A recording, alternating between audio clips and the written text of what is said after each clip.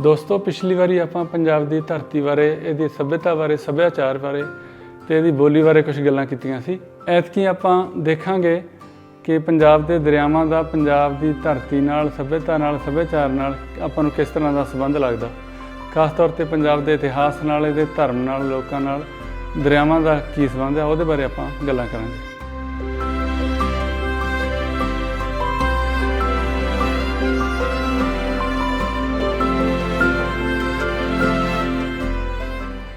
ਵੱਖ-ਵੱਖ ਸੱਭਿਅਤਾਵਾਂ ਦਾ ਜਨਮ ਵੱਖ-ਵੱਖ ਦਰਿਆਵਾਂ ਕਿਨਾਰੇ ਹੋਇਆ ਅਤੇ ਬਹੁਤੀਆਂ ਸੱਭਿਅਤਾਵਾਂ ਦੇ ਨਾਮ ਵੀ ਉਹਨਾਂ ਦਰਿਆਵਾਂ ਦੇ ਨਾਮਾਂ ਨਾਲ ਜਾਣੇ ਜਾਂਦੇ।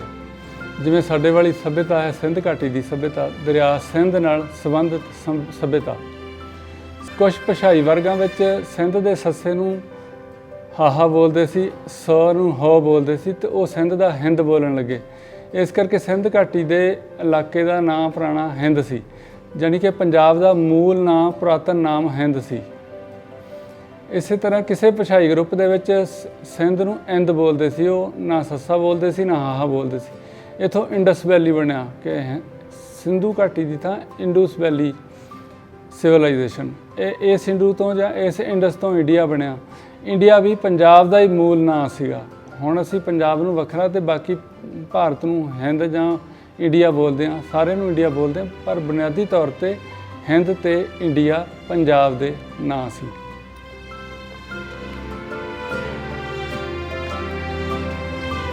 ਧਰਤੀ 'ਤੇ ਜੀਵਨ ਦਾ ਸਾਰਾ ਰੌਣਕ ਮੇਲਾ ਪਾਣੀ ਕਰਕੇ ਲੱਗਿਆ। ਜਿਵੇਂ ਮਹਾਰਾਜ ਕਹਿੰਦੇ, ਸਾਚੇ 'ਤੇ ਪਵਨਾ ਭਇਆ, ਪਵਨੇ 'ਤੇ ਜਲ ਹੋਏ, ਜਲ 'ਤੇ ਤ੍ਰਿਭਵਨ ਸਾਜਿਆ, ਘਟ ਘਟ ਜੋਤ ਸਮੋਏ। ਜਾਂ ਕਹਿੰਦੇ ਪਹਿਲਾ ਪਾਣੀ ਜਿਉ ਹੈ, ਜਿਤ ਹਰਿਆ ਸਭ ਕੋਇ।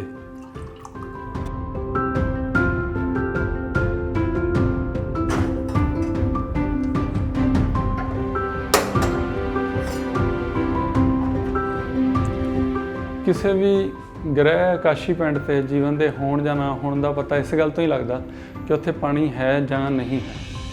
ਧਰਤੀ 'ਤੇ ਪਾਣੀ ਕਰਕੇ ਜੀਵਨ ਹੈ। ਇਸ ਕਰਕੇ ਮੈਨੂੰ ਲੱਗਦਾ ਜਿਹੜੇ ਧਰਤੀ ਦੇ ਸਾਫ਼ ਜਲ ਦੇ ਦਰਿਆ ਨੇ, ਜਲ ਧਾਰਾਵਾਂ ਨੇ, ਉਹ ਉਸ ਤਰ੍ਹਾਂ ਹੀ ਨੇ ਜਿਵੇਂ ਬੰਦੇ ਦੇ ਸਰੀਰ 'ਚ ਸਾਫ਼ ਲਹੂ ਦੀਆਂ ਨਾੜਾਂ ਹੁੰਦੀਆਂ। ਜੇ ਆਦਮੀ ਦੇ ਸਰੀਰ ਦੀਆਂ ਨਾੜਾਂ ਵਿੱਚ ਖੂਨ ਸਾਫ਼ ਨਹੀਂ ਹੋਏਗਾ ਤਾਂ ਜੀਵਨ ਨਹੀਂ ਹੋ ਸਕਦਾ, ਬੰਦਾ ਬਚ ਨਹੀਂ ਸਕਦਾ। ਅਤੇ ਧਰਤੀ ਦੇ ਦਰਿਆ ਪਲੀਤ ਹੋ ਜਾਣਗੇ, ਅਪਵਿੱਤਰ ਹੋ ਜਾਣਗੇ, ਮਲੀਨ ਹੋ ਜਾਣਗੇ ਤਾਂ ਧਰਤੀ 'ਤੇ ਜੀਵਨ ਹਾਲਤਾਂ ਖਰਾਬ ਹੋ ਜਾਣਗੀਆਂ। ਬੰਦਿਆਂ ਦਾ ਅਤੇ ਬਾਕੀ ਜੀਵ ਜੰਤੂਆਂ ਦਾ ਜੀਣਾ ਸੰਭਵ ਨਹੀਂ ਰਹੇਗਾ। ਬਾਬਾ ਫਰੀਦ ਆਪਣੀ ਜਵਾਨੀ ਵੇਲੇ ਚਿਸ਼ਤੀਆ ਕੇਂਦਰ ਦਿੱਲੀ ਵਿਖੇ ਰਹੇ, ਜਿਹੜਾ ਕਿ ਯਮੁਨਾ ਦੇ ਕਿਨਾਰੇ 'ਤੇ ਸੀ। ਜਦੋਂ ਆਪ ਚਿਸ਼ਤੀਆ ਸੂਫੀਆਂ ਦੇ ਮੁਖੀ ਬਣੇ ਤਾਂ ਉਹ ਅਯੋਧਨ ਆ ਗਿਆ। ਅਯੋਧਨ ਸਤਲੁਜ ਦੇ ਕੰਢੇ 'ਤੇ ਸੀ। ਬਾਅਦ ਵਿੱਚ ਇਸ ਦਾ ਨਾਂ ਅਕਬਰ ਦੇ ਟਾਈਮ 'ਤੇ ਪਾਕਪਟਨ ਰੱਖਿਆ ਗਿਆ। ਪਾਕਪਟਨ ਵੀ ਪਾਕਪਥਨ ਅਤੇ ਪਤਨ ਤੋਂ ਹੀ ਬਣਿਆ ਕਿ ਸਤਲੁਜ ਦੇ ਪਤਨ 'ਤੇ ਸੀ। ਅਤੇ ਬਾਬਾ ਫਰੀਦ ਦੀ ਬਾਣੀ ਵਿੱਚ ਦਰਿਆਵਾਂ ਦਾ ਬਹੁਤ ਹਵਾਲਾ ਆਉਂਦਾ। ਦਰਿਆਵਾਂ ਦੇ ਹਵਾਲੇ ਨਾਲ ਉਹਨੇ ਬਹੁਤ ਗੱਲਾਂ ਕੀਤੀਆਂ। ਦਰਿਆਵਾਂ ਦਾ ਉਂਝ ਵੀ ਬੜਾ ਜ਼ਿਕਰ ਹੈ ਕਿਉਂਕਿ ਉਹ ਬਹੁਤ ਧਰਤੀ ਉਹਨੇ ਘੁੰਮ ਕੇ ਦੇਖੀ ਸੀ। ਜਿਵੇਂ ਕਹਿੰਦੇ, ਲੰਮੀ ਲੰਮੀ ਨਦੀ ਵਹੇ, ਲੰਮੀ ਲੰਮੀ ਨਦੀ ਵਹੇ, ਕੰਧੀ ਕੇਰਾ ਹੇਤ, ਫਰੀਦਾ ਮੌਤੇ ਦਾ ਬੰਨਾ ਇਵੇਂ ਦਿਸੇ ਜਿਉਂ ਦਰਿਆਵੇ ਢਾਹਾ। ਜਾਂ ਕਹਿੰਦੇ, ਫਰੀਦਾ ਦਰੀ ਆਵੇ ਕੰਨੇ ਬਾਗਲਾ ਬੈਠਾ ਕੇਲ ਕਰੇ। ਇਸੇ ਤਰ੍ਹਾਂ ਵੱਥ ਥੀ ਵਈ ਦਰਿਆਓ ਟੁੱਟੇ, ਨਾ ਥੀ ਵਈ ਵਾੜ। ਇਸ ਤਰ੍ਹਾਂ ਗੁਰੂ ਨਾਨਕ ਦੇਵ ਜੀ ਦੇ ਜਨਮ ਤੋਂ ਅਗਲਾ ਸਮਾਂ ਜਿਹੜਾ ਉਹ ਸੁਲਤਾਨਪੁਰ ਲੋਧੀ ਬੀਤਦਾ ਬੇਈ ਨਦੀ ਦੇ ਕਿਨਾਰੇ, ਉਹਨਾਂ ਦੀ ਭੈਣ ਦੇ ਨਗਰ ਵਿੱਚ। ਅਤੇ ਉਹ ਏਕ ਓਂਕਾਰ ਦਾ ਸੰਦੇਸ਼ ਇਸ ਬੇਈ ਨਦੀ ਦੇ ਕਿਨਾਰਿਓਂ ਹੀ ਪ੍ਰਸਤੁਤ ਕਰਦੇ ਨੇ। ਅਤੇ ਇਸ ਬੇਈ ਨਦੀ ਦੇ ਕਿਨਾਰੇ ਤੋਂ ਹੀ ਉਹ ਆਪਣੀ ਪਹਿਲੀ ਉਦਾਸੀ, ਆਪਣੀ ਪ੍ਰਚਾਰ ਮੁਹਿੰਮ ਜਾਂ ਗਿਆਨ ਇਕੱਤਰ ਕਰਨ ਦੀ ਮੁਹਿੰਮ ਸ਼ੁਰੂ ਕਰਦੇ ਨੇ। ਅਤੇ ਪਹਿਲਾ ਪੜਾਅ ਕਰਦੇ ਨੇ ਉਹ ਜਾ ਕੇ ਹਰਿਦੁਆਰ। ਅਤੇ ਉਹਨਾਂ ਦੀ ਆਪਣੀ ਬਾਣੀ 'ਚ, ਗੁਰੂ ਸਾਹਿਬ ਦੀ ਬਾਣੀ ਵਿੱਚ ਬਹੁਤ ਜ਼ਿਕਰ ਆ ਦਰਿਆਵਾਂ ਦਾ। ਜਿਵੇਂ ਕੀਤਾ ਪਸਾਓ ਏਕੋ ਕਵਾਓ, ਤਿਸਤੇ ਹੋਏ ਲੱਖ ਦਰਿਆਓ। ਜਾਂ ਭੈ ਵਿੱਚ ਪਵਨ ਬਹੇ ਸਦਵਾਹੋ, ਭੈ ਵਿੱਚ ਚੱਲੇ ਲੱਖ ਦਰਿਆ। ਅਤੇ ਉਹਨਾਂ ਨੇ ਰੱਬ ਨੂੰ, ਗੁਰੂ ਨੂੰ ਵੀ ਦਰਿਆ ਦੇ ਹਵਾਲੇ ਨਾਲ, ਦਰਿਆ ਦੇ ਬਿੰਬ ਨਾਲ ਯਾਦ ਕੀਤਾ। ਜਿਵੇਂ ਤੂੰ ਦਰਿਆਓ ਦਾਨਾ ਵੀਨਾ, ਮੈਂ ਮਛਲੀ ਕੇਸੇ ਅੰਤ ਲਹਾ, ਮਤ ਕਮੀਨ ਕਮ ਤਰੀ, ਤੂੰ ਦਰਿਆਓ ਖੁਦਾਇਆ। ਅਤੇ ਬਹੁਤ ਸਾਰੀਆਂ ਹੋਰ ਇਸ ਤਰ੍ਹਾਂ ਦੀਆਂ ਉਦਾਹਰਨਾਂ ਹੈਗੀਆਂ ਜਿੱਥੇ ਦਰਿਆਵਾਂ ਦਾ ਜ਼ਿਕਰ ਹੈ। ਆਪਣੀਆਂ ਸਾਰੀਆਂ ਉਦਾਸੀਆਂ ਪੂਰੀਆਂ ਕਰਨ ਤੋਂ ਬਾਅਦ ਗੁਰੂ ਨਾਨਕ ਦੇਵ ਜੀ ਰਾਵੀ ਨਦੀ ਦੇ ਕਿਨਾਰੇ ਕਰਤਾਰਪੁਰ ਨਗਰ ਵਸਾਉਂਦੇ ਨੇ, ਉੱਥੇ ਰਹਿੰਦੇ ਨੇ। ਉੱਥੇ ਉਹਨਾਂ ਨੂੰ ਭਾਈ ਲਹਿਣਾ ਆ ਕੇ ਮਿਲਦੇ ਨੇ ਤੇ ਲਹਿਣੇ ਨੂੰ ਗੁਰੂ ਅੰਗਦ ਕਰਨ ਦੀ ਜੋ ਰਸਮ ਹੈ, ਗੁਰਿਆਈ ਬਖਸ਼ਣ ਦੀ ਰਸਮ ਹੈ, ਉਹ ਵੀ ਦਰਿਆ ਰਾਵੀ ਦੇ ਕੰਢੇ ਤੇ ਹੁੰਦੀ ਆ। ਤੇ ਗੁਰੂ ਅੰਗਦ ਦੇਵ ਜੀ ਉਸ ਤੋਂ ਬਾਅਦ ਖਡੂਰ ਜਾਂਦੇ ਨੇ, ਖਡੂਰ ਸਾਹਿਬ ਨਗਰ ਵਸਾਉਂਦੇ ਨੇ ਤੇ ਉਹ ਵੀ ਦਰਿਆ ਬਿਆਸ ਦੇ ਕੰਢੇ ਤੇ ਆ। ਤੇ ਉੱਥੇ ਉਹਨਾਂ ਨੂੰ ਗੁਰੂ ਅਮਰਦਾਸ ਜੀ ਮਿਲਦੇ ਨੇ, ਜਿਹੜੇ ਉਹਨਾਂ ਦੀ ਸੇਵਾ ਦੇ ਕਾਰਜ ਵਿੱਚ ਰਹਿੰਦੇ ਨੇ। ਤੇ ਰੋਜ਼ ਸਵੇਰੇ ਉਹ ਗੁਰੂ ਅੰਗਦ ਦੇਵ ਜੀ ਲਈ, ਆਪਣੇ ਗੁਰੂ ਪ੍ਰੀਤਮ ਲਈ ਪਾਣੀ ਦੀ ਗਾਗਰ ਦਰਿਆ ਬਿਆਸ ਵਿੱਚੋਂ ਲੈ ਕੇ ਆਉਂਦੇ ਨੇ। ਤੇ ਇਸ ਦ੍ਰਿਸ਼ ਦੀ ਝਲਕ ਗੁਰੂ ਅੰਗਦ ਦੇਵ ਜੀ ਦੀ ਬਾਣੀ 'ਚ ਮਿਲਦੀ ਹੈ ਕਿ ਚੌਥੇ ਪਹਿਰ ਸੁਬਹ ਕੇ ਸੁਰਤਿਆਂ ਉਪਜੇ ਚਾਓ, ਤਿਨਾ ਦਰਿਆਓ ਸਿਓ ਦੋਸਤੀ, ਮਨਮੁਖ ਸੱਚਾ ਨਾਓ। ਕਿ ਗੁਰੂ ਸਾਹਿਬਾਨ ਦੀ ਦਰਿਆਵਾਂ ਨਾਲ ਇੱਕ ਤਰ੍ਹਾਂ ਦੀ ਦੋਸਤੀ ਰਹੀ, ਦਰਿਆਵਾਂ ਦੀ ਉਹਨਾਂ ਪ੍ਰਤੀ ਖਿੱਚ ਰਹੀ ਤੇ ਉਹਨਾਂ ਆਪਣੇ ਨਗਰ ਇਹਨਾਂ ਦਰਿਆਵਾਂ ਕੰਢੇ ਵਸਾਏ। ਤੇ ਤੀਜੇ ਪਾਤਸ਼ਾਹ ਗੁਰੂ ਅਮਰਦਾਸ ਜੀ ਵੱਖ-ਵੱਖ ਯਾਤਰਾਵਾਂ ਕਰਦੇ ਨੇ, ਵੱਖ-ਵੱਖ ਦਰਿਆਵਾਂ ਕਿਨਾਰੇ ਬਣੇ ਤੀਰਥਾਂ ਤੇ ਵੱਖ-ਵੱਖ ਧਰਮ ਕੇਂਦਰਾਂ ਤੇ, ਜਿਵੇਂ ਉਸ ਦਾ ਜ਼ਿਕਰ ਚੌਥੇ ਪਾਤਸ਼ਾਹ ਦੀ ਬਾਣੀ 'ਚ ਆਉਂਦਾ, ਤੀਜੇ ਪਾਤਸ਼ਾਹ ਦੀਆਂ ਇਹਨਾਂ ਯਾਤਰਾਵਾਂ ਬਾਰੇ ਕਿ ਪ੍ਰਥਮ ਆਏ ਕੁਲ ਖੇਤ ਗੁਰ ਸਤਿਗੁਰ ਪੁਰਬ ਹੋਆ। ਕਿ ਪਹਿਲੀ ਵਾਰ ਗੁਰੂ ਅਮਰਦਾਸ ਜੀ ਕੁਰੂਕਸ਼ੇਤਰ ਗਏ ਦਰਿਆ ਦੇ ਕਿਨਾਰੇ। ਦੂਜੀ ਦਾ ਜ਼ਿਕਰ ਆਉਂਦਾ ਦੁਤੀਆ ਜਮਨ ਗਏ ਗੁਰ ਹਰ ਹਰ ਜਪਨ ਕੀਆ। ਤੀਜੀ ਯਾਤਰਾ ਦਾ ਆਉਂਦਾ ਕਿ ਤ੍ਰਿਤੀਆ ਆਏ ਸੁਰਸਰੀ ਜਾਣੀ ਕਿ ਸਰਸਵਤੀ। ਤ੍ਰਿਤੀਆ ਆਏ ਸੁਰਸਰੀ ਤੈ ਕੌਤਕ ਚਲਤ ਪਿਆ। ਕਿ ਗੁਰੂ ਸਾਹਿਬਾਨ ਦੇ ਕੌਤਕ ਨੇ, ਜਿਹੜੇ ਗੋਸ਼ਟਾਂ ਨੇ, ਪ੍ਰਚਾਰ ਨੇ, ਉਹ ਦਰਿਆਵਾਂ ਦੇ ਕਿਨਾਰਿਆਂ ਤੇ ਹੋਏ। ਗੁਰੂ ਨਾਨਕ ਦੇਵ ਜੀ ਦੇ ਵੀ ਹਰਿਦੁਆਰ ਦੇ ਕਿਨਾਰੇ ਤੇ, ਇਸੇ ਤਰ੍ਹਾਂ ਗਿਆ ਵਿਖੇ ਉੱਥੋਂ ਦੀ ਫਲਗੂ ਨਦੀ ਦੇ ਕਿਨਾਰੇ ਤੇ ਗੋਸ਼ਟਾਂ ਹੁੰਦੀਆਂ ਨੇ। ਧਰਮ ਦੇ ਪਖੰਡਾਂ ਨੂੰ ਭੰਡਿਆ ਜਾਂਦਾ ਤੇ ਸੱਚੇ ਧਰਮ ਦੀ ਗੱਲ ਹੁੰਦੀ ਆ। ਤੇ ਗੁਰੂ ਅਰਜਨ ਦੇਵ ਜੀ ਦੀ ਸ਼ਹੀਦੀ ਹੁੰਦੀ ਆ ਲਾਹੌਰ ਸ਼ਹਿਰ ਵਿੱਚ ਰਾਵੀ ਦਰਿਆ ਦੇ ਕੰਢੇ ਤੇ। ਤੇ ਛੇਵੇਂ ਪਾਤਸ਼ਾਹ ਹਰਗੋਬਿੰਦ ਸਾਹਿਬ ਜਦੋਂ ਲੜਾਈਆਂ ਜੰਗਾਂ ਯੁੱਧਾਂ ਦਾ ਇੱਕ ਮਾਹੌਲ ਬਣ ਰਿਹਾ ਸੀ, ਉਹ ਅੰਮ੍ਰਿਤਸਰ ਛੱਡ ਕੇ ਕੀਰਤਪੁਰ ਨਗਰ ਵਸਾਉਂਦੇ ਨੇ ਦਰਿਆ ਸਤਲੁਜ ਦੇ ਕੰਢੇ ਤੇ। ਤੇ ਜਿੱਥੇ ਉਹਨਾਂ ਦਾ ਅੰਤਮ ਸਮਾਂ ਵੀ ਉੱਥੇ ਬੀਤਿਆ, ਪਤਾਲਪੁਰੀ ਸਾਹਿਬ ਉਸ ਥਾਂ ਜਿਹੜਾ ਸਥਾਨ ਬਣਿਆ ਹੋਇਆ। ਉਹਨਾਂ ਦੇ ਪੁੱਤਰਾਂ ਦਾ 7ਵੇਂ ਗੁਰੂ ਹਰਿਰਾਏ ਸਾਹਿਬ ਦਾ ਜਨਮ ਵੀ ਉਸ ਕੀਰਤਪੁਰ ਸਾਹਿਬ ਹੋਇਆ। 8ਵੇਂ ਪਾਤਸ਼ਾਹ ਗੁਰੂ ਹਰਕ੍ਰਿਸ਼ਨ ਜੀ ਦਾ ਜਨਮ ਵੀ ਕੀਰਤਪੁਰ ਸਾਹਿਬ ਹੋਇਆ। ਤੇ ਉਹ ਜੋਤੀ ਜੋਤ ਸਮਾਏ ਦਿੱਲੀ, ਪਰ ਉਹਨਾਂ ਦੀਆਂ ਅਸਥੀਆਂ ਕੀਰਤਪੁਰ ਸਾਹਿਬ ਉਸੇ ਸਤਲੁਜ ਦੇ ਸਥਾਨ ਤੇ ਜਲ ਭੇਂਟ ਕੀਤੀਆਂ ਗਈਆਂ। ਤੇ ਅਸੀਂ ਜਾਣਦੇ ਹਾਂ ਕਿ ਗੁਰੂ ਹਰਕ੍ਰਿਸ਼ਨ ਜੀ ਆਪਣੇ ਅੰਤਮ ਸਮੇਂ ਤੇ ਕਹਿੰਦੇ ਨੇ ਬਾਬਾ ਬਕਾਲੇ। ਇਹਨੂੰ ਇਸ਼ਾਰਾ ਸਮਝਿਆ ਗਿਆ ਸੀ ਕਿ ਉਹਨਾਂ ਦੇ ਬਾਬਾ ਲੱਗਦੇ ਗੁਰੂ ਤੇਗ ਬਹਾਦਰ ਵੱਲ, ਜਿਹੜੇ ਕਿ ਬਕਾਲੇ ਸੀ, ਆਪਣੇ ਨਾਨਕੇ ਪਿੰਡ ਰਹਿੰਦੇ ਸੀ। ਤੇ ਬਕਾਲਾ ਵੀ ਬਿਆਸ ਦਰਿਆ ਦੇ ਕੰਢੇ ਤੇ ਪਿੰਡ ਸੀ, ਜਿੱਥੇ ਗੁਰੂ ਹਰਗੋਬਿੰਦ ਸਾਹਿਬ ਦੇ ਸਹੁਰੇ ਸੀ ਤੇ ਗੁਰੂ ਤੇਗ ਬਹਾਦਰ ਸਾਹਿਬ ਦੇ ਨਾਨਕੇ ਸੀ। ਇਸ ਤਰ੍ਹਾਂ ਇਹਨਾਂ 9 ਪਾਤਸ਼ਾਹੀਆਂ ਦਾ ਸੰਬੰਧ ਅਸੀਂ ਦੇਖਦੇ ਹਾਂ। ਵੱਖ-ਵੱਖ ਸਮਿਆਂ ਤੇ ਵੱਖ-ਵੱਖ ਦਰਿਆਵਾਂ ਨਾਲ ਬਹੁਤ ਮਹੱਤਵਪੂਰਨ ਰਿਹਾ, ਬਹੁਤ ਗਹਿਰਾ ਰਿਹਾ।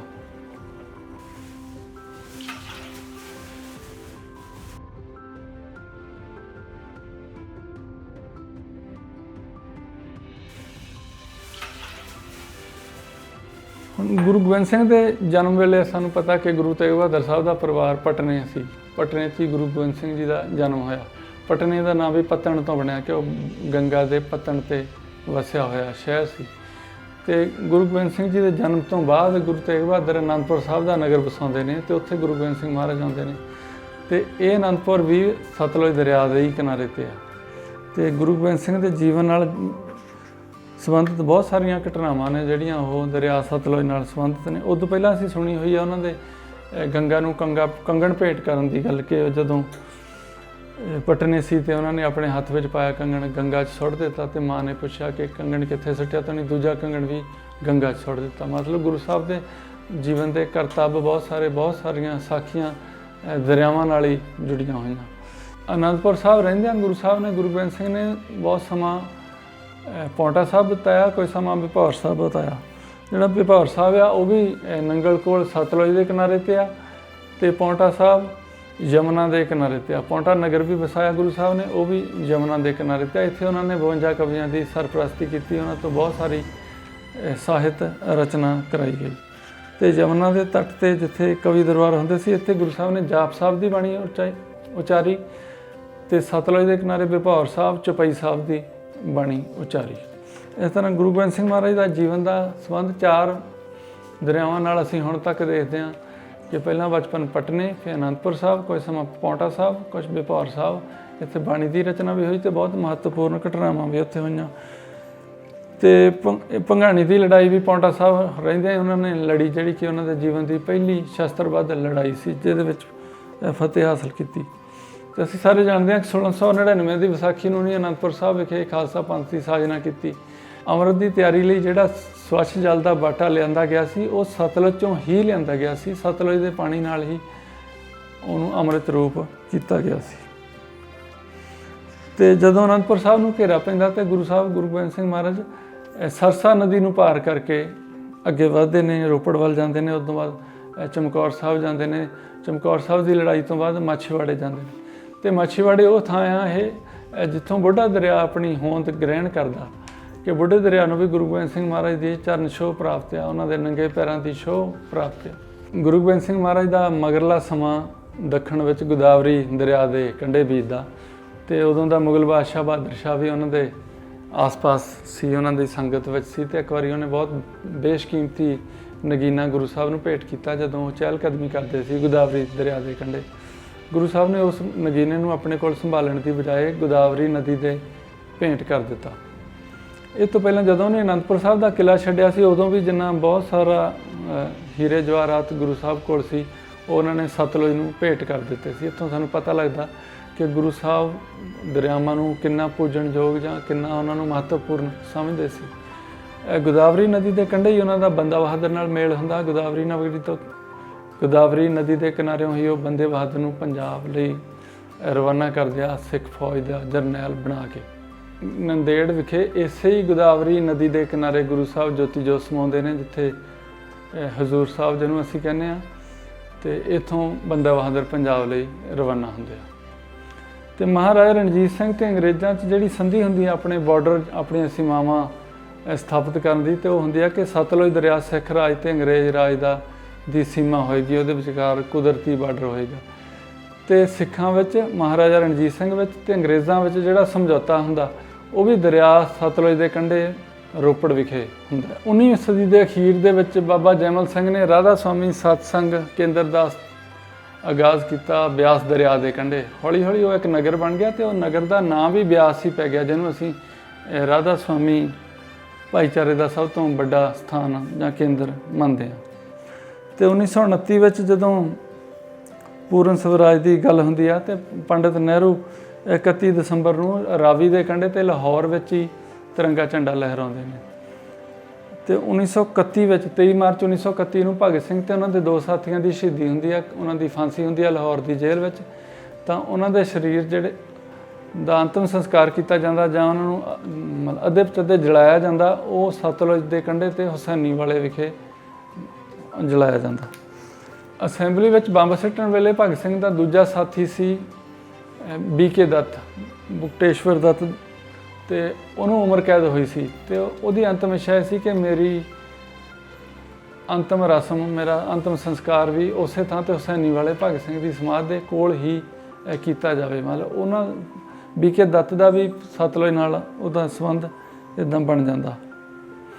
ਇਹ ਤੋਂ ਬਹੁਤ ਸਪਸ਼ਟ ਹੈ ਕਿ ਪੰਜਾਬ ਦੇ ਇਤਿਹਾਸ ਦਾ, ਗੁਰੂ ਸਾਹਿਬਾਨ ਦੇ ਇਤਿਹਾਸ ਦਾ, ਉਹਨਾਂ ਦੇ ਜੀਵਨ ਕਾਲ ਦਾ ਸਾਡੇ ਦਰਿਆਵਾਂ ਨਾਲ, ਪੰਜਾਬ ਦੇ ਦਰਿਆਵਾਂ ਨਾਲ ਖਾਸ ਤੌਰ 'ਤੇ ਲਗਭਗ ਹਰ ਦਰਿਆ ਨਾਲ ਬਹੁਤ ਗਹਿਰਾ ਅਤੇ ਬਹੁਤ ਮਹੱਤਵਪੂਰਨ ਸੰਬੰਧ ਹੈ। ਅਤੇ ਇਸ ਨੁਕਤੇ ਤੋਂ ਦੇਖਿਆ ਜਾਵੇ, ਇਹ ਸਾਡੇ ਲਈ ਧਾਰਮਿਕ ਤੌਰ 'ਤੇ ਬਹੁਤ ਪਵਿੱਤਰ ਨੇ ਜਾਂ ਪਵਿੱਤਰ ਹੋਣੇ ਚਾਹੀਦੇ ਨੇ। ਪਰ ਮਾੜੀ ਗੱਲ ਇਹ ਹੋ ਗਈ ਕਿ ਸਾਡੇ ਦਰਿਆ ਜਿੰਨੇ ਪਵਿੱਤਰ ਅਤੇ ਸਵੱਛ ਹੋਣੇ ਚਾਹੀਦੇ ਆ, ਓਨੇ ਹੀ ਇਹ ਮਲੀਨ ਨੇ, ਓਨੇ ਹੀ ਪ੍ਰਦੂਸ਼ਿਤ ਨੇ।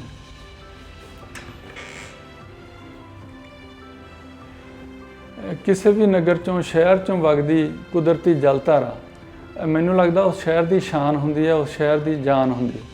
ਪਰ ਸਾਡੇ ਸ਼ਹਿਰਾਂ ਵਿੱਚ ਹੀ ਵਗਦੇ ਛੋਟੇ ਮੋਟੇ ਦਰਿਆ, ਛੋਟੇ ਵੱਡੇ ਨਦੀਆਂ ਬਹੁਤ ਬੁਰੀ ਤਰ੍ਹਾਂ ਪ੍ਰਦੂਸ਼ਿਤ ਨੇ। ਚਾਹੇ ਉਹ ਪਟਿਆਲੇ ਦਾ ਘੱਗਰ ਹੋਵੇ, ਚਾਹੇ ਲੁਧਿਆਣੇ ਦਾ ਬੁੱਢਾ ਦਰਿਆ ਹੋਵੇ, ਚਾਹੇ ਬਟਾਲੇ ਦੀ ਹੰਸਲੀ ਨਦੀ ਹੋਵੇ, ਜਾਂ ਹੋਰ ਨਗਰਾਂ ਦੀਆਂ ਨਦੀਆਂ ਹੋਣ। ਮੈਨੂੰ ਲੱਗਦਾ ਦਰਿਆ ਸਾਡੇ ਜੀਵਨ ਦੇ ਇੰਡੈਕਸ ਨੇ, ਸੂਚਕ ਅੰਕ ਨੇ। ਦਰਿਆਵਾਂ ਤੋਂ ਸਾਡੇ ਬਾਰੇ ਸਮੁੱਚੀ ਸੂਚਨਾ ਮਿਲ ਜਾਂਦੀ ਹੈ ਕਿ ਕਿਸੇ ਖਿੱਤੇ ਦੇ, ਕਿਸੇ ਦੇਸ਼ ਦੇ, ਕਿਸੇ ਇਲਾਕੇ ਦੇ ਦਰਿਆ ਕਿਹੋ ਜਿਹੇ ਨੇ, ਉਹ ਉਹਨਾਂ ਦੇ ਲੋਕਾਂ ਬਾਰੇ ਮੁਕੰਮਲ ਸੂਚਨਾ ਦਿੰਦੀ ਹੈ, ਉਹਨਾਂ ਦੀ ਹਾਲਤ। ਜੇ ਸਾਡੇ ਦਰਿਆ ਕਾਲੇ ਨੇ ਤਾਂ ਇੱਥੋਂ ਸਾਨੂੰ ਸਪਸ਼ਟ ਪਤਾ ਲੱਗਦਾ ਕਿ ਸਾਡੀ ਸਿਆਸਤ ਕਾਲੀ ਆ। ਜੇ ਬਦਬੂਦਾਰ ਨੇ ਤਾਂ ਪਤਾ ਲੱਗਦਾ ਕਿ ਸਾਡਾ ਪ੍ਰਸ਼ਾਸਨਿਕ ਢਾਂਚਾ ਬਹੁਤ ਗਲਿਆ ਸੜਿਆ। ਤੇ ਇਹਨਾਂ ਦੇ ਉੱਤੇ ਗੰਦਗੀ ਤੈਰਦੀ ਹੈ ਤਾਂ ਪਤਾ ਲੱਗਦਾ ਕਿ ਅਸੀਂ ਸੱਭਿਆਚਾਰਕ ਤੌਰ ਤੇ ਕਿੰਨੇ ਗਲੇ ਸੜੇ ਲੋਕ ਹਾਂ। ਇਸੇ ਤਰ੍ਹਾਂ ਬਾਕੀ ਚੀਜ਼ਾਂ ਦਾ ਪਤਾ ਲੱਗਦਾ ਕਿ ਸਾਡਾ ਧਰਮ ਕਰਮ ਕਿੰਨਾ ਜਾਲੀ ਆ, ਸਾਡਾ ਵਣਜ ਵਿਹਾਰ ਕਿੰਨਾ ਖੋਟਾ ਹੈ। ਤੇ ਅਸੀਂ ਸਾਰੇ ਪੰਜਾਬ ਬਾਰੇ ਇਸ ਤਰ੍ਹਾਂ ਸਾਨੂੰ ਲੱਗਣ ਲੱਗ ਗਿਆ ਕਿ ਸਾਡਾ ਵਿਦਿਅਕ ਢਾਂਚਾ ਵੀ ਖਰਾਬ ਹੋ ਗਿਆ, ਸਾਡੀ ਆਰਥਿਕਤਾ ਵੀ ਖਰਾਬ ਹੋ ਗਈ, ਸਾਡੀ ਖੇਤੀ ਵੀ ਖਰਾਬ ਹੋ ਗਈ, ਤੇ ਸਾਡੇ ਸੰਬੰਧ ਵੀ ਖਰਾਬ ਹੋ ਗਿਆ, ਸਾਡਾ ਸੱਭਿਆਚਾਰ ਵੀ ਖਰਾਬ ਹੋ ਗਿਆ, ਸਾਡੇ ਬਾਕੀ ਚੀਜ਼ਾਂ ਵੀ ਖਰਾਬ ਹੋ ਗਈਆਂ। ਤੇ ਉਹਨਾਂ ਸਾਰੀਆਂ ਨੂੰ ਠੀਕ ਕਰਨ ਦਾ ਸਾਨੂੰ ਕੋਈ ਸਿਰਾ ਪਤਨ ਲੱਭਦਾ ਨਹੀਂ ਲੱਗਦਾ। ਮੈਨੂੰ ਲੱਗਦਾ ਉਹ ਵੱਡਾ ਕੰਮ ਤੁਸੀਂ ਸੰਭਵ ਤਾਂ ਹੋ ਸਕਦਾ ਕਿ ਜੇ ਤੁਸੀਂ ਆਪੋ ਆਪਣੇ ਸ਼ਹਿਰਾਂ ਨੂੰ, ਅਸੀਂ ਆਪੋ ਆਪਣੇ ਸ਼ਹਿਰਾਂ ਦੇ ਦਰਿਆਵਾਂ ਨੂੰ ਠੀਕ ਕਰ ਲਈਏ, ਉਹਦੇ ਨਾਲ ਜੁੜੀਆਂ ਸਾਰੀਆਂ ਚੀਜ਼ਾਂ ਨਾਲ, ਉਹਨਾਂ ਦਰਿਆਵਾਂ ਨਾਲ ਜੁੜੀ ਹੋਈ ਮਿਊਨਿਸਪੈਲਿਟੀ ਨੂੰ, ਉਹਨਾਂ ਦਰਿਆਵਾਂ ਨਾਲ ਜੁੜੀ ਹੋਈ ਸਨਅਤ ਨੂੰ, ਉਹਨਾਂ ਦਰਿਆਵਾਂ ਨਾਲ ਜੁੜੀ ਹੋਈ ਟਰੇਡ ਨੂੰ, ਉਹਨਾਂ ਦਰਿਆਵਾਂ ਨਾਲ ਜੁੜੇ ਹੋਏ ਬਾਕੀ ਪ੍ਰਸ਼ਾਸਨਿਕ ਪ੍ਰਬੰਧ ਨੂੰ ਠੀਕ ਕਰ ਲਈਏ ਤਾਂ ਉਹ ਦਰਿਆ ਠੀਕ ਹੋ ਸਕਦੇ ਆ। ਅਤੇ ਇਕੱਲੇ ਨੂੰ ਠੀਕ ਕਰਦਿਆਂ ਅਸੀਂ ਸਾਰਾ ਕੁਝ ਠੀਕ ਕਰਨ ਬਾਰੇ ਇੱਕ ਸੰਭਾਵਨਾ ਦਾ ਐਲਾਨ ਜ਼ਰੂਰ ਕਰ ਸਕਦੇ ਹਾਂ ਕਿ ਸਾਰਾ ਠੀਕ ਕਰਨਾ ਸੰਭਵ ਆ। ਜੇ ਅਸੀਂ ਆਪਣੇ ਸ਼ਹਿਰਾਂ ਦੇ ਦਰਿਆ ਹੀ ਨਹੀਂ ਠੀਕ ਕਰ ਸਕਦੇ ਸਾਰਾ ਕੁਝ, ਉਹਨਾਂ ਨਾਲ ਜੁੜਿਆ ਸਾਰਾ ਕੁਝ ਠੀਕ ਕਰਕੇ, ਤੇ ਬਾਕੀ ਸਾਰਾ ਕੁਝ ਠੀਕ ਨਹੀਂ ਹੋਏਗਾ। ਤੇ ਕਿਸੇ ਧਰਤੀ ਨੂੰ ਛੱਡ ਕੇ ਜਾਣਾ ਕੋਈ ਐਡਾ ਪੱਕਾ ਹੱਲ ਨਹੀਂ ਆ। ਤੇ ਅਸੀਂ ਇਸ ਧਰਤੀ ਨੂੰ ਛੱਡਣ ਲਈ ਬਹੁਤ ਮੁਹਿੰਮ ਬਣਾਈ ਹੋਈ ਆ, ਇੱਥੋਂ ਭੱਜ ਰਹੇ ਹਾਂ। ਤੇ ਚਾਹੀਦਾ ਹੈ ਕਿ ਅਸੀਂ ਆਪਣੇ ਜੀਵਨ ਹਾਲਤਾਂ ਨੂੰ ਠੀਕ ਕਰੀਏ, ਆਪਣੇ ਖਿੱਤੇ ਨੂੰ ਠੀਕ ਕਰੀਏ, ਉਹਨੂੰ ਜਿਉਣ ਯੋਗ ਬਣਾਈਏ, ਉਹਨੂੰ ਰਹਿਣ ਯੋਗ ਬਣਾਈਏ। ਜਿਹੜੇ ਦਰਿਆਵਾਂ ਕਿਨਾਰੇ ਗੁਰੂ ਸਾਹਿਬਾਨ ਨੇ ਅਨੇਕਾਂ ਕੌਤਕ ਕੀਤੇ, ਬਾਣੀ ਦੀ ਰਚਨਾ ਕੀਤੀ, ਜਿਨ੍ਹਾਂ ਦਰਿਆਵਾਂ ਨੂੰ ਉਹਨੇ ਅੰਮ੍ਰਿਤ ਰੂਪ ਕੀਤਾ, ਅਸੀਂ ਉਹਨਾਂ ਨੂੰ ਜ਼ਹਿਰਾਂ ਨਾਲੋਂ ਵੱਧ ਜ਼ਹਿਰੀਲੇ ਤੇ ਬਹੁਤ ਗੰਦੇ ਕਰ ਦਿੱਤਾ। ਆਪਣੀਆਂ ਜੀਵਨ ਹਾਲਤਾਂ ਹੀ ਮਤਲਬ ਖਰਾਬ ਕਰ ਲਈਆਂ ਇੱਕ ਤਰੀਕੇ ਨਾਲ। ਤੇ ਇਹ ਬਹੁਤ ਵੱਡੀ ਕਿਰਤ ਘਣਤਾ, ਬਹੁਤ ਵੱਡਾ ਪਾਪ ਹੈ। ਮਿਸਾਲ ਦੇ ਤੌਰ ਤੇ ਗੁਰੂ ਸਾਹਿਬ ਨੇ ਤਾਂ ਸਤਲੁਜ ਦੇ ਪਾਣੀ ਨੂੰ ਅੰਮ੍ਰਿਤ ਬਣਾਇਆ, ਤੇ ਸਾਡੇ ਇਸ ਵੇਲੇ ਸਤਲੁਜ ਦੀ ਹਾਲਤ ਇਹ ਆ ਕਿ ਉਹਨੂੰ ਪਸ਼ੂਆਂ ਦੇ ਵੀ ਯੋਗ ਨਹੀਂ ਹੈਗਾ। ਤੇ ਇਹਦੇ ਵਿੱਚ ਜਿਹੜਾ ਦਰਿਆ ਬੁੱਢਾ ਜਾ ਕੇ ਦਾਖਲ ਹੁੰਦਾ, ਉਹਨੇ ਤਾਂ ਬਿਲਕੁਲ ਹੀ ਇਹਦਾ ਨਾਸ ਕਰ ਦਿੱਤਾ। ਤੇ ਉਹਦਾ ਪਾਣੀ ਅੱਗੇ ਮਾਲਵੇ 'ਚ ਤੇ ਰਾਜਸਥਾਨ 'ਚ ਲੋਕਾਂ ਨੂੰ ਬਿਮਾਰੀਆਂ ਦੇ ਰਿਹਾ, ਬਹੁਤ ਬੁਰਾ ਹਾਲ ਕੀਤਾ ਹੋਇਆ। ਇਹ ਸਾਡਾ ਤੇ ਸਾਡੇ ਗੁਰੂ ਸਾਹਿਬਾਨ ਦਾ ਆਪਣੇ ਦਰਿਆਵਾਂ ਨਾਲ ਸੰਬੰਧਾਂ ਦਾ ਕਿੰਨਾ ਵੱਡਾ ਫਰਕ ਆ, ਜਿਹੜਾ ਕਿ ਘੱਟ ਹੋਣਾ ਚਾਹੀਦਾ। ਅਸਲ ਵਿੱਚ ਇਹਨਾਂ ਨੂੰ ਖਰਾਬ ਕਰਨ ਲਈ ਕੋਈ ਇਕੱਲਾ ਬੰਦਾ ਜ਼ਿੰਮੇਵਾਰ ਨਹੀਂ ਹੈ। ਮਤਲਬ ਸਾਡੀ ਜਿਹੜੀ ਤਰਜ਼ੇ ਜ਼ਿੰਦਗੀ ਆ ਜਾਂ ਸਾਡੇ ਵਿਕਾਸ ਦੀ ਤਾਸੀਰ ਆ, ਉਹਦੇ ਨਾਲ ਇਹ ਸਾਰੀ ਗੜਬੜ ਹੋਈ। ਇਸ ਕਰਕੇ ਇਹਨੂੰ ਠੀਕ ਕਰਨ ਲਈ ਵੀ ਸਾਰਿਆਂ ਨੂੰ ਜ਼ੋਰ ਲਾਉਣਾ ਪੈਣਾ। ਸਾਰਿਆਂ ਨੂੰ, ਚਾਹੇ ਤੁਸੀਂ ਵਿਅਕਤੀ ਹੋ, ਚਾਹੇ ਤੁਸੀਂ ਸੰਸਥਾ ਹੋ, ਚਾਹੇ ਤੁਸੀਂ ਸਰਕਾਰ ਹੋ, ਤੁਹਾਨੂੰ ਸਾਰਿਆਂ ਨੂੰ ਆਪੋ ਆਪਣੇ ਹਿੱਸੇ ਦੀ ਜ਼ਿੰਮੇਵਾਰੀ ਚੱਕਣੀ ਪੈਣੀ ਆ। ਸਾਰਿਆਂ ਨੂੰ ਜ਼ਿੰਮੇਵਾਰੀ ਨਿਭਾਉਣੀ ਪੈਣੀ। ਜਿਵੇਂ ਬੁੱਢੇ ਦਰਿਆ ਬਾਰੇ ਲੁਧਿਆਣੇ ਸ਼ਹਿਰ ਦੇ ਸ਼ਹਿਰੀਆਂ ਨੇ 3 ਵੱਡੀਆਂ ਮੁਹਿੰਮਾਂ ਇੱਥੇ ਆਯੋਜਿਤ ਕੀਤੀਆਂ, ਵੱਡੇ ਸਮਾਗਮ ਕੀਤੇ, ਜਿਹਦੇ ਨਾਲ ਕਿ ਸਰਕਾਰ ਵੀ ਥੋੜ੍ਹੀ ਸੰਵੇਦਨਸ਼ੀਲ ਹੋਵੇ, ਲੋਕ ਵੀ ਸੰਵੇਦਨਸ਼ੀਲ ਹੋਣ, ਸਨਅਤ ਵੀ ਸੰਵੇਦਨਸ਼ੀਲ ਹੋਵੇ, ਸ਼ਹਿਰ ਦਾ ਜਿਹੜਾ ਪ੍ਰਸ਼ਾਸਨ ਆ ਉਹ ਵੀ ਸੰਵੇਦਨਸ਼ੀਲ ਹੋਵੇ। ਤੇ ਉਹਦੇ ਨਤੀਜੇ ਵਜੋਂ ਹੁਣ ਪੰਜਾਬ ਸਰਕਾਰ ਨੇ 650 ਕਰੋੜ ਰੁਪਈਆ ਬੁੱਢੇ ਦਰਿਆ ਦੀ ਪੁਨਰ ਸੁਰਜੀਤੀ ਲਈ ਖਰਚਣ ਦੀ ਯੋਜਨਾ ਬਣਾਈ ਆ, ਜਿਹੜਾ ਕਿ ਕੰਮ ਚੱਲ ਰਿਹਾ। ਹੁਣ ਦੇਖਣ ਵਾਲੀ ਗੱਲ ਆ ਕਿ ਜੇ ਤਾਂ ਨਾਗਰਿਕ ਤੇ ਉਹਦੇ ਨਾਲ ਜੁੜੇ ਹੋਏ ਲੋਕ ਸੁਚੇਤ ਹੋਣਗੇ ਤਾਂ ਉਹ ਪੈਸਾ ਉਹਦੀ ਬਿਹਤਰੀ 'ਚ ਤਬਦੀਲ ਹੋ ਜਾਏਗਾ, ਨਹੀਂ ਤਾਂ ਪੈਸਾ ਖਰਚਿਆ ਜਾਏਗਾ ਪਰ ਉਹਦੀ ਹਾਲਤ ਉਨੀ ਨਹੀਂ ਸੁਧਰੇਗੀ ਜਿੰਨੀ ਕਿ ਸੁਧਰਨੀ ਚਾਹੀਦੀ ਆ, ਜਾਂ ਜਿੰਨੀ ਕਿ ਸੁਧਰਨ ਦਾ ਅਸੀਂ ਸੁਪਨਾ ਦੇਖਦੇ ਹਾਂ। ਤੇ ਲੋਕ ਜਿੱਥੇ ਚੇਤੰਨ ਹੋਣਗੇ, ਜਿੱਥੇ ਅਸਰਦਾਰ ਹੋਣਗੇ, ਉਹਦੇ ਅਸਰ ਹੋਣਗੇ, ਤੇ ਅਸੀਂ ਆਪਣੀਆਂ ਜੀਵਨ ਹਾਲਤਾਂ ਨੂੰ ਜਿਉਣ ਜੋਗਾ ਰੱਖ ਸਕਦੇ ਹਾਂ, ਬਣਾ ਸਕਦੇ ਹਾਂ। ਬਹੁਤ ਜ਼ਰੂਰੀ ਹੈ। ਇਹਨਾਂ ਸਾਂਝੀਆਂ ਸਥਿਤੀਆਂ ਨੂੰ ਸਾਮੀਆਂ ਕਰਨ ਲਈ ਜਿੱਥੇ ਵੀ ਕੋਈ ਜੋ ਵੀ ਜਿਵੇਂ ਵੀ ਹਿੱਸਾ ਪਾ ਸਕਦਾ ਹੋਵੇ, ਉਹਨੂੰ ਜ਼ਰੂਰ ਪਾਉਣਾ ਚਾਹੀਦਾ। ਜਦੋਂ ਅਸੀਂ ਬੁੱਢਾ ਦਰਿਆ ਮੁਹਿੰਮ 'ਚ ਸ਼ਾਮਲ ਸੀ ਤਾਂ ਬਹੁਤ ਸਾਰੇ ਕਵੀਆਂ ਨੇ ਉਸ 'ਤੇ ਕਵਿਤਾਵਾਂ ਲਿਖੀਆਂ, ਚਿੱਤਰਕਾਰਾਂ ਨੇ ਚਿੱਤਰ ਬਣਾਏ, ਬੁੱਤਕਾਰਾਂ ਨੇ ਬੁੱਤ ਬਣਾਏ, ਬੱਚਿਆਂ ਨੇ ਪੋਸਟਰ ਬਣਾਏ, ਗਾਇਕਾਂ ਨੇ ਗੀਤ ਗਾਏ, ਸੰਗੀਤਕਾਰਾਂ ਨੇ ਆਪਣੀਆਂ ਸੰਗੀਤਕ ਪੇਸ਼ਕਾਰੀਆਂ ਕੀਤੀਆਂ, ਨਾਟਕਕਾਰਾਂ ਨੇ ਨਾਟਕ ਲਿਖੇ, ਖੇਡਣ ਵਾਲਿਆਂ ਨੇ ਨਾਟਕ ਖੇਡੇ, ਡਾਕੂਮੈਂਟਰੀਆਂ ਬਣਾਉਣ ਵਾਲਿਆਂ ਨੇ ਡਾਕੂਮੈਂਟਰੀਆਂ ਬਣਾਈਆਂ, ਤੇ ਸਰਕਾਰੀ ਦਰਬਾਰੇ ਪਹੁੰਚ ਕਰਕੇ ਲੋਕਾਂ ਦੀ ਆਵਾਜ਼ ਪਹੁੰਚਾਉਣ ਵਾਲਿਆਂ ਨੇ ਉਹ ਕੰਮ ਕੀਤਾ। ਅਸਲ ਸਾਂਝੇ ਮਸਲਿਆਂ ਨੂੰ ਸਾਂਝੇ ਤੌਰ 'ਤੇ ਨਜਿੱਠਣ ਲਈ ਸਾਰਿਆਂ ਨੂੰ ਸਾਂਝੇ ਉਦਮ ਕਰਨੇ ਚਾਹੀਦੇ, ਤੇ ਵਿਅਕਤੀਗਤ ਤੌਰ 'ਤੇ ਵੀ ਜੋ ਕਰ ਸਕਦਾ ਹੋਵੇ ਤਾਂ ਕਰਨਾ ਚਾਹੀਦਾ। ਇਕੱਲੇ ਤਬਸਰਿਆਂ ਨਾਲ, ਇੱਕ ਦੂਜੇ ਦੀ ਨਿੰਦਿਆ ਨਾਲ, ਇੱਕ ਦੂਜੇ ਦੀ ਬੁਰਾਈ ਕਰਨ ਨਾਲ ਸਥਿਤੀਆਂ ਨਹੀਂ ਸੁਧਰਦੀਆਂ ਹੁੰਦੀਆਂ। ਇਹਨਾਂ ਨੂੰ ਆਪੋ ਆਪਣੇ ਥਾਂ ਆਪੋ ਆਪਣੇ ਹਿੱਸੇ ਦੀ ਜ਼ਿੰਮੇਵਾਰੀ ਲੈਣ ਨਾਲ ਹੀ ਠੀਕ ਕੀਤਾ ਜਾ ਸਕਦਾ। ਉਹਦਾ ਦਰਿਆਵਾਂ ਦਾ ਠੀਕ ਹੋਣਾ ਇਹਦੀ ਇੱਕ ਵੱਡੀ ਉਦਾਹਰਨ ਆ। ਦਰਿਆਵਾਂ ਬਾਰੇ ਜੋ ਮੈਨੂੰ ਲੱਗਦਾ ਮੈਂ ਤੁਹਾਡੇ ਨਾਲ ਸਾਂਝਾ ਕੀਤਾ ਹੈ। ਮੇਰੀ ਨਵੀਂ ਕਿਤਾਬ ਨਾਨਕ ਏਵੇ ਜਾਣੀਏ ਵਿੱਚ ਇਹ ਗੱਲਾਂ ਸਾਰੀਆਂ ਦਰਜ ਨੇ। ਅਤੇ ਇਸ ਤੋਂ ਪਹਿਲਾਂ ਜੋ ਮੈਂ ਸੋਚਦਾ ਰਿਹਾ ਪਾਣੀਆਂ ਬਾਰੇ, ਮੈਂ ਆਪਣੀਆਂ ਵੱਖ-ਵੱਖ ਰਚਨਾਵਾਂ 'ਚ ਆਪਣੇ ਪਾਠਕਾਂ ਨਾਲ ਸਾਂਝਾ ਕਰਦਾ ਰਿਹਾ, ਚਾਹੇ ਉਹ ਕਦੀ ਨਾਟਕ ਦੇ ਰੂਪ ਸੀ, ਕਦੀ ਕਿਸੇ ਡਾਕੂਮੈਂਟਰੀ ਦੇ ਰੂਪ ਸੀ, ਅਤੇ ਹੁਣ ਇਸ ਕਿਤਾਬ 'ਚ ਵੱਖ-ਵੱਖ ਨਿਬੰਧਾਂ ਦੇ ਰੂਪ 'ਚ। ਅਗਲੇ ਹਫ਼ਤੇ ਫਿਰ ਕਿਸੇ ਵਿਸ਼ੇ ਬਾਰੇ ਆਪਾਂ ਗੱਲਾਂ ਕਰਾਂਗੇ। ਤੁਹਾਨੂੰ ਇਹ ਕੜੀ ਕਿਸ ਤਰ੍ਹਾਂ ਦੀ ਲੱਗੀ, ਆਪਣੀਆਂ ਟਿੱਪਣੀਆਂ ਸਾਨੂੰ ਜ਼ਰੂਰ ਦਿਓ। ਇਸ ਗੱਲਬਾਤ ਨੂੰ ਕਿਵੇਂ ਹੋਰ ਅਸਰਦਾਰ ਜਾਂ ਰੌਚਕ ਬਣਾ ਸਕਦੇ ਹਾਂ, ਤੁਹਾਡੇ ਸੁਝਾਵਾਂ ਦੀ ਸਾਨੂੰ ਬਹੁਤ ਇੰਤਜ਼ਾਰ ਰਹੇਗੀ। ਸਾਨੂੰ ਹੋਰ ਵਧੀਆ ਕਰਨ ਲਈ ਪ੍ਰੇਰਨਾ ਮਿਲੇਗੀ, ਹੋਰ ਵਧੀਆ ਕਰਨ ਦੇ ਤਰੀਕੇ ਪਤਾ ਲੱਗਣਗੇ। ਮੇਰੀ ਆਵਾਜ਼ ਬਹੁਤੀ ਠੀਕ ਨਹੀਂ ਸੀ ਅਜੇ, ਇਹ ਸਹਿਜੇ ਠੀਕ ਹੋ ਰਹੀ ਹੈ। ਆਪਾਂ ਜਿਉਂ-ਜਿਉਂ ਅੱਗੇ ਵੱਧਦੇ ਜਾਵਾਂਗੇ ਮੈਨੂੰ ਲੱਗਦਾ ਇਹ ਵੀ ਠੀਕ ਹੁੰਦੀ ਰਹੂਗੀ। ਇਸ ਸਹਿਯੋਗ ਲਈ ਜਿਸ ਤਰ੍ਹਾਂ ਦਾ ਵੀ ਹਾਂ ਉਹਨੂੰ ਪ੍ਰਵਾਨ ਕਰਨ ਲਈ ਤੁਹਾਡਾ ਬਹੁਤ-ਬਹੁਤ ਧੰਨਵਾਦ। ਮਿਲਦੇ ਹਾਂ ਜੀ, ਧੰਨਵਾਦ।